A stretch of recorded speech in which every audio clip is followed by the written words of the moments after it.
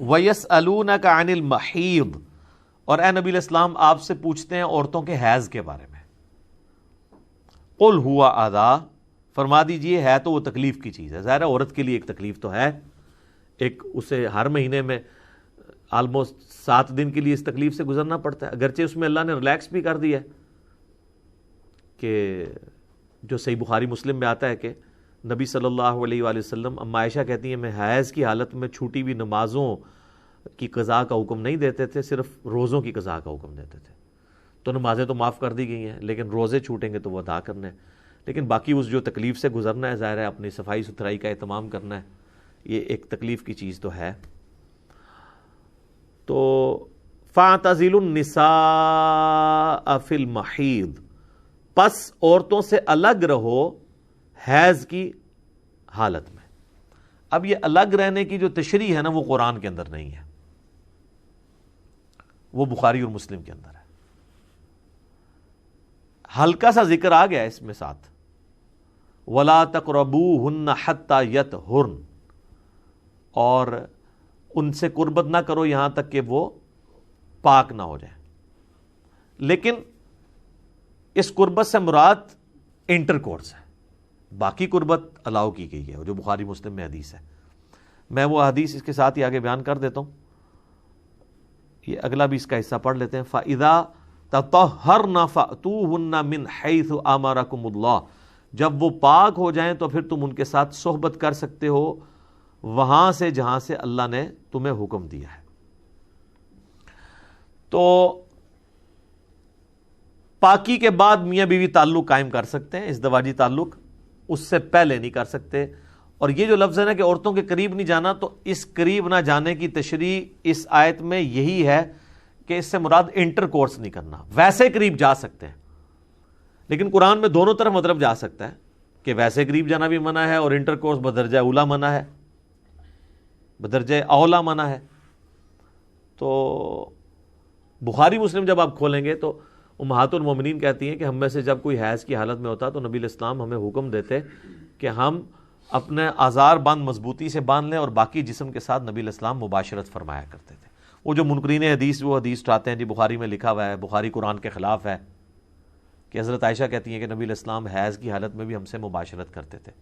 تو سر یہ حدیث کا تو ایک طریقہ ہے نا، جو دوسری حدیث ہے بخاری مسلم میں جس میں سیدہ عائشہ نے، ام سلمہ نے اس کی ڈیٹیل بتائی ہے کہ مباشرت سے مراد صحبت تھی، انٹر کورس نہیں تھا، اور وہ ہمیں حکم دیتے تھے کہ ہم لنگوٹ باندھ لیں مضبوطی کے ساتھ، باقی جسم کے ساتھ مباشرت کرتے تھے. تو اس میں یعنی ایک مرد کو اجازت دے دی گئی کہ وہ تعلق قائم کر سکتا ہے انٹر کورس کے بغیر، یہ ایک آسانی دے دی گئی. ظاہر وہ 7 دن کا پیریڈ ہے، پلس یہ بھی ایک فہم دے دیا گیا جو صحیح مسلم میں آتا ہے کہ یہودیوں کے ہاں یہ چیز یعنی اسٹیبلش تھی کہ عورت جب ناپاک ہو جائے گی نا تو آپ نے اس کو بسترے سے بھی ہلاک کر دینا.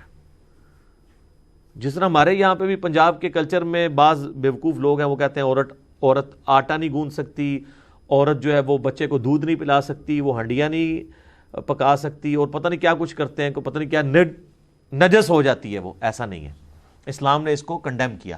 حتیٰ کہ بخاری مسلم میں حدیث ہے، اما عائشہ کہتی ہیں کہ نبی علیہ السلام اعتکاف کی حالت میں مسجد میں ہوتے تھے تو آپ جب مجھے یعنی اپنا بستر یا کوئی اس طرح کپڑے دیتے تھے تو میں حیض کی حالت میں دھو کے آپ کو واپس کر دیا کرتی تھی. صحیح مسلم میں آتا ہے کہ نبی علیہ السلام اعتکاف میں تھے تو آپ علیہ السلام نے مسجد نبوی کی کھڑکی سے مجھے کہا کہ میرا وہ بستر پکڑا دو. تو اما عائشہ نے کہا میں تو حیض سے ہوں. آپ فرمایا حیض تیرے ہاتھوں میں گھس گیا؟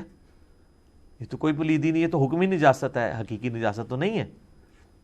حتیٰ کہ بخاری مسلم میں آتا ہے امہات المومنین کہتی ہیں کہ نبی علیہ السلام ہم حیض کی حالت میں ہوتے تھے اور نبی علیہ السلام اپنا سر مبارک ہماری گود میں رکھ کے قرآن پڑھا کرتے تھے. تو یعنی قرآن نہیں گود میں رکھا ہوتا تھا، سر رکھا ہوتا تھا، قرآن یعنی زبانی پڑھ رہے ہوتے تھے. یہ بتانے کے لیے کہ عورت فزیکلی ناپاک نہیں ہے، یہ حکمن ناپاک ہے. باقی وہ خون تو ناپاک ہے جو نکلتا ہے، وہ والا خون ناپاک ہے، یہ یاد رکھیے گا. عام خون کا حکم علیحدہ ہے، اس میں غالب یہی ہے کہ عام خون جو ہے وہ پاک ہے، میرے اس پر کلپس ہیں. لیکن جو وہ حیض والا خون ہے نا وہ بخاری مسلم میں ہے کہ وہ تو آپ نے دھونا ہے، وہ ناپاک ہے. تو نبی علیہ السلام یہ حتیٰ کہ صحیح بخاری مسلم میں آتا ہے، اما عائشہ کہتی ہیں کہ میں کھانا کھاتی تھی نا، اگر میں نے بوٹی آدھی کھا کے چھوڑی ہے نا حیض کی حالت میں تو حضور کو پکڑائی ہے تو آپ اسی جگہ سے منہ لگاتے تھے جہاں سے میں نے کھائی ہوتی تھی. یہ میسج دینے کے لیے کوئی ناپاک نہیں ہو تم. یہاں لوگ اتنے جاہل ہیں کہ جنبی ہوتے ہیں تو وہ کہتے ہیں تولیے کو ہاتھ لگایا اب تولیے ناپاک ہو گیا. تولیے تب ناپاک ہوگا جب آپ کے جسم کی نجاست تولیے کو ٹچ کرے گی. آپ ناپاک نہیں ہے, وہ حکم ہی ہے کہ آپ کو انٹلیکچولی آپ ناپاک ہیں, فزیکلی ناپاک نہیں ہے, ٹینجیبل آپ ناپاک نہیں ہے, نان ٹینجیبل ہے. جو بخاری مسلم میں آتا ہے کہ سیدنا ابو ہریرہ کہتے ہیں میں گھر سے باہر نکلا تو نبی علیہ السلام کے ساتھ چلنا شروع ہوا تو تھوڑی دیر بعد مجھے یاد آیا میرے پہ تو غسل فرض ہے, جنبی تھا میں چپ کر کے کھسکا چلا گیا, غسل کر کے واپس آیا تو نبی علیہ السلام فرمایا یہ تم کدھر چلے گئے تھے اچانک بتائے بغیر؟ تو کہا یا رسول اللہ میں ناپاک تھا. تو آپ فرمایا مومن تو کبھی ناپاک نہیں ہوتا, مومن تو پاک ہی رہتا ہے. تو یعنی یہ حکمن نجاست ہے. حکمن تو اس لیول کی ہے کہ آپ غسل بھی کر لیں. مجھے بتائیں کیا آپ بغیر وضو کے نماز پڑھ سکتے ہیں؟ تو نماز کے اعتبار سے بے وضو بندہ بھی ناپاک ہے, لیکن ویسے آپ مسجد میں بیٹھیں تو اس لیے کہا جاتا ہے یہ حکمی نجاستیں ہیں. نجاست کی دو قسمیں, ایک حکمی ایک حقیقی.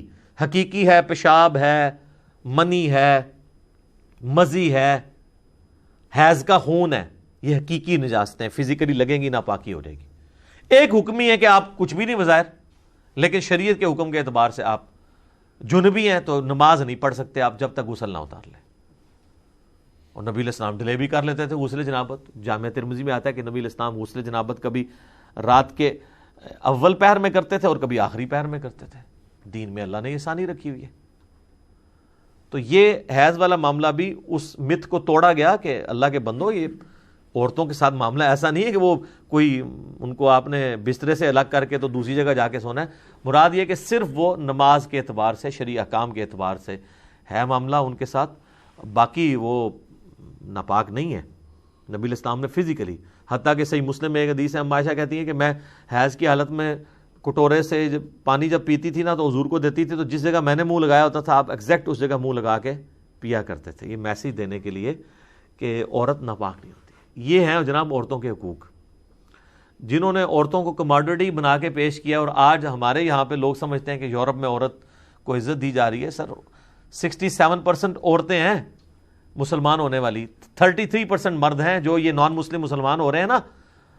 ہر 100 میں سے 67 عورت مسلمان ہوتی ہے, 33 مرد مسلمان ہوتا ہے, کیونکہ وہ سیکیورٹی فیل کرتے ہیں.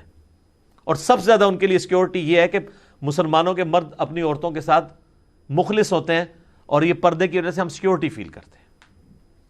اب تو خیر پردے کے بہانے میں, پردے پہ بھی کبھی بولوں گا کہ اب تو عورتوں کے لیے پردے کا بہانہ یہ کورونا نے حال ہی کر دیا ہے. چپ کر کے جناب لاؤ, جنہوں شرم آمدی سی نا پردہ کرنے تو چلو ہوں وہ جڑا ہے کورونے تو شرما کے کر لے, ٹھیک ہے, تو کم از کم ثواب ملے یا نہ ملے, کم از کم حرام سے تو وہ بچ جائے گی عورت.